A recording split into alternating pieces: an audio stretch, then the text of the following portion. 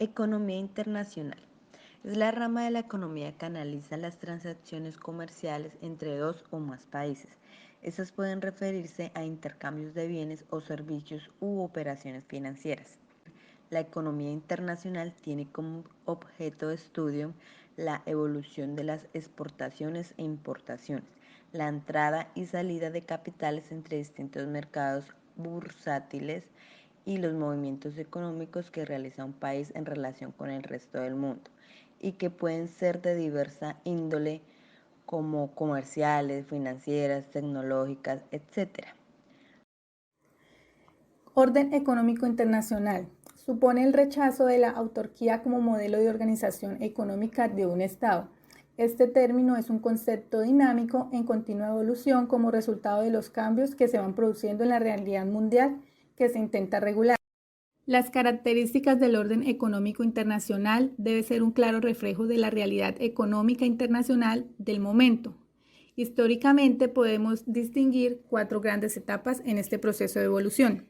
Primera etapa. Inició en la Revolución Industrial en la segunda mitad del siglo XVIII y finalizó con el inicio de la Primera Guerra Mundial. Es una etapa liberal en la que nace y se desarrolla un orden económico de carácter privado con una limitada participación del Estado y un relativo control de intercambio comercial internacional. Segunda etapa. Se le conoce con el nombre de desórdenes entre guerras mundiales. Inició en el año 1918 y terminó a finales de la Segunda Guerra Mundial en el año 1945. Es una etapa en la que las relaciones económicas internacionales estuvieron sujetas a fuertes limitaciones con restricciones a la circulación de mercancías, manos de obra y capitales. En esta etapa se desarrollaron técnicas de control al comercio como aranceles, tipos de cambio múltiples, dumping, áreas comerciales, entre otras. Tercera etapa. Comprende el término de la Segunda Guerra Mundial hasta los inicios de los años 1970. En esta etapa se da la reconstrucción de un orden económico internacional neoliberal. Estados Unidos de América fue el país vencedor de esta contienda bélica y el único que no sufrió daños en su economía. Con la colaboración del Reino Unido sentaron las bases de este nuevo orden económico neoliberal, impregnando una filosofía basada en el mercado como mejor asignado de los recursos, a partir de las ventajas que otorga el libre comercio y la cooperación multilateral. Cuarta etapa. Es un modelo de crecimiento de la economía mundial establecido a finales de la Segunda Guerra Mundial y basado en la supremacía de los Estados Unidos de América. En esta etapa, la crisis de los precios del petróleo en 1973 y la crisis del dólar en la segunda mitad de los 70 fue un claro reflejo de las tensiones en el orden económico internacional como consecuencia de la recuperación de las economías europeas y de Japón. Características de la economía internacional. Primero, hay una concentración de riqueza que establece una división entre países que están completamente desarrollados y aquellos que no. Esto indica que hay países ricos y países pobres, y esto es lo que establece el orden económico actual. Los países ricos tienen la facultad de poder procesar y consumir más de la tercera parte de la producción mundial. Segundo, existe una división internacional del trabajo, es decir, que deben existir relaciones de producción e intercambio bien definidas. Tercero, los países en desarrollo se consideran productores de recursos tipo primario que no los pueden transformar en sus países. Y los que están desarrollados son los países dominantes que tienen un gran conjunto de empresas de producción de bienes industriales y de una alta tecnología. Cuarto, los países en desarrollo comercian alrededor del 70% de las exportaciones primarias en todo el mundo y apenas logran alcanzar un 7 u 8% de exportaciones de productos industrializados. Quinto, las relaciones comerciales entre los países han tenido un incremento en los últimos años, sobre todo en los que se refiere a productos manufacturados, pero los de alta tecnología siguen estando en manos de los países desarrollados. Ramas de la economía internacional. En general, la economía internacional trata de los dos grandes campos, la teoría del comercio internacional y la teoría de las finanzas internacionales, pero en particular se ocupa de 7 temas que son la ganancia del comercio internacional, los patrones del comercio, el proteccionismo, la balanza de pagos, la determinación del tipo de cambio, la coordinación de políticas y el mercado internacional de capitales. Primero, comercio internacional. Consiste en la compra y venta de bienes y servicios entre diferentes países. De esta manera, cuando un país vende algo a otro decimos que hay una exportación y cuando compra del exterior hablaremos de importación. Por lo tanto, de toda transacción hay una exportación e importación al mismo tiempo. Si Colombia compra un carro alemán, se supondría que una importación colombiana y una exportación para Alemania. La teoría del comercio internacional tiene enfoque microeconómico y analiza los problemas vinculados al intercambio de bienes y servicios entre distintas economías. En la literatura especializada, los principales problemas planteados se resumen en torno a tres grandes cuestiones. La primera, que es por qué se intercambian bienes y servicios entre distintos países y cuáles son los determinantes del comercio y la especialización internacional.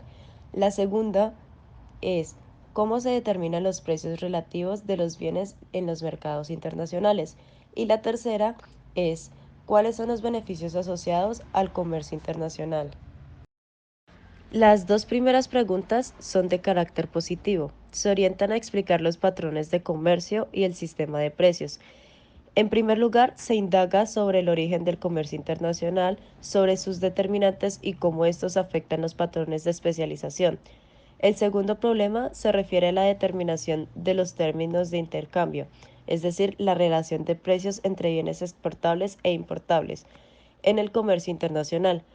Por último, la teoría normativa del comercio internacional se construye a partir del examen de la naturaleza de los beneficios asociados al mismo. ¿Por qué hay comercio internacional? La principal razón de que exista el comercio internacional es que los países cuentan con recursos distintos. Esto hace que unos países sean capaces de producir unos productos mejor o más barato, por lo que es lógico especializarse en producir aquellos bienes y comprar del exterior aquellos que un país no es capaz de producir tan barato. Las razones por las que existen estas diferencias que provocan la especialización entre países y hacen que surja el comercio internacional son las siguientes. Diferencias en clima. El clima es muy importante para poder producir determinados bienes. Por ejemplo, el clima tropical es importante para cultivar café, por lo que Colombia tiene unas condiciones idóneas. España cuenta con cantidad de horas de sol gran parte del año, por lo que puede ofrecer turismo en muchas de sus ciudades costeras. Que Colombia sea el número uno en exportar café y España en turismo de playa se debe especialmente a estas condiciones. Diferencias en los factores productivos. No todos los países cuentan con los mismos factores productivos. En general, los países podrán producir más los bienes que necesiten el factor productivo que tienen en abundancia. Por ejemplo, países como Brasil tiene abundantes bosques que le permite ser uno de los principales vendedores de madera. Algo parecido pasa con Arabia, que al tener unas grandes reservas de petróleo es el principal vendedor del mundo. Diferencias en capital y trabajo. Algunos países tienen una gran cantidad de capital, como Alemania, lo que les permite tener una potente industria y ser un poderoso fabricante de automóviles. En otros países, como China, la abundancia es en los trabajadores, por lo que es lógico que fabriquen productos que necesiten mucha mano de obra, como la ropa, por ejemplo. Diferencias en tecnología y en capital humano. Algunos países han desarrollado una mejor tecnología, por ejemplo, Japón, que ha desarrollado métodos de producción que le permiten producir coches muy baratos, los cuales le permiten competir con los alemanes. Los suizos también desarrollaron una gran tecnología para fabricar relojes, lo que le permite vender a muchos países. Finanzas internacionales. Es la rama que estudia y analiza las interrelaciones monetarias y macroeconómicas entre dos o más países. se refiere a la compra y venta a escala global de activos financieros.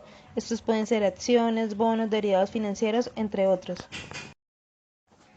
Las finanzas internacionales en la economía internacional estudian y analizan aspectos como la dinámica del sistema financiero global, sistema monetario internacional, balanza de pagos, tipo de cambio, inversión extranjera directa y cómo estos se relacionan con el comercio internacional. Por ejemplo, cada nación es libre y soberana para determinar las políticas económicas que requiera para su economía. Sin embargo, si hablamos de economías mundiales integradas, las políticas que se tomen podrían afectar a otros países.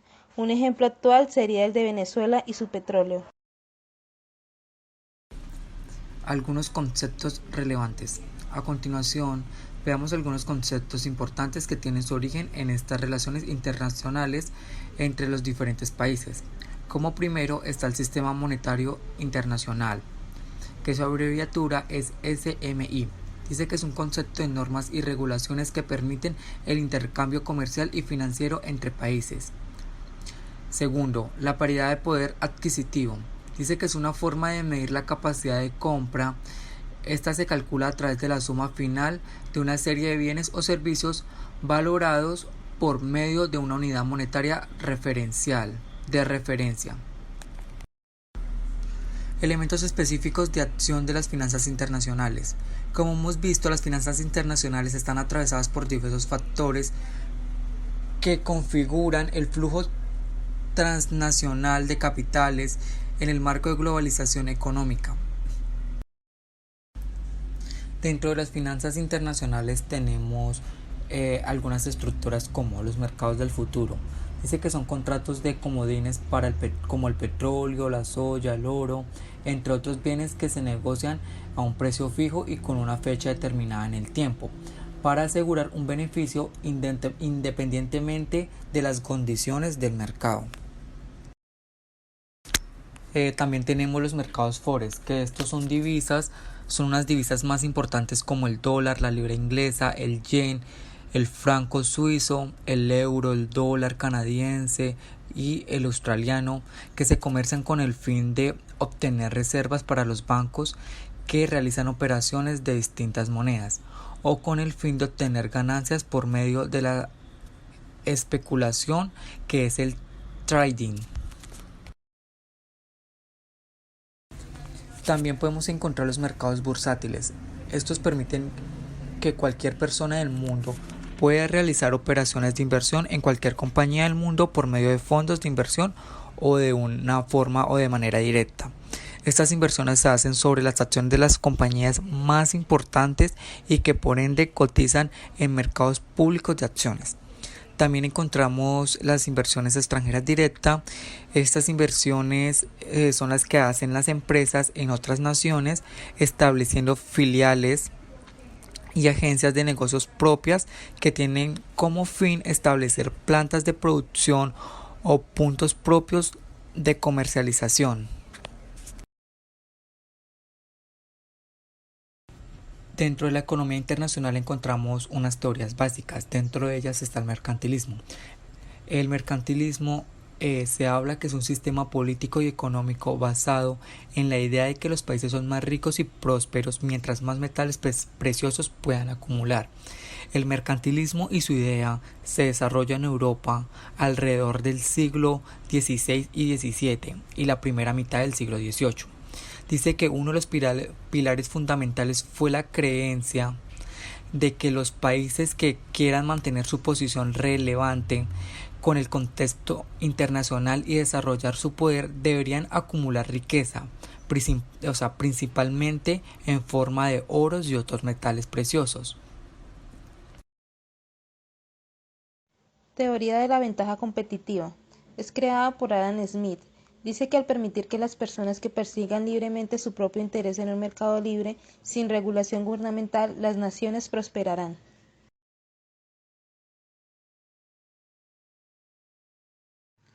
Apple. La estrategia de la empresa está centrada en dos valores principales. Primero, calidad superior y segundo, valor de marca. Es cierto que existen muchas alternativas a los productos de Apple, pero sus clientes más fieles siguen prefiriendo la marca de la manzana porque encuentran en ella esa armonía entre calidad y estatus que difícilmente la competencia va a lograr. Teoría de la ventaja comparativa. Es la capacidad de una empresa o país para producir o para ofrecer bienes o servicios a un menor costo, lo que los hace eficientes al compararlos con otras empresas o países. Esta teoría sostiene que los países se especializan en la producción y exportación de aquellos bienes que pueden fabricar con costes relativamente más bajos. Esta teoría está basada en 10 supuestos. Primero, cada país tiene una dotación fija de recursos. Segundo, los factores de producción son completamente móviles dentro de un país. Tercero, los factores de producción son completamente inmóviles entre países. Cuarto, una teoría del trabajo está implícita dentro del modelo económico que manejen. Quinto, el nivel de tecnología es constante entre dos países. Sexto, los costos de producción son constantes. Séptimo, existe una competencia perfecta. Octavo, existe un pleno empleo. Noveno, no hay obstáculos gubernamentales. Y por último, décimo, los costos de transporte son cero. Diferencia, ventaja comparativa y competitiva. Supongamos que hay un puesto de comida que vende determinado tipo de alimentos preparados. En la esquina siguiente hay otro local que vende el mismo tipo de producto, pero este último mes lo hace más barato. Entonces el segundo tiene ventaja comparativa respecto al primero. La ventaja competitiva en nuestro ejemplo presentaría cuando los alimentos que prepara el primer local utiliza productos gourmet para realizar las comidas.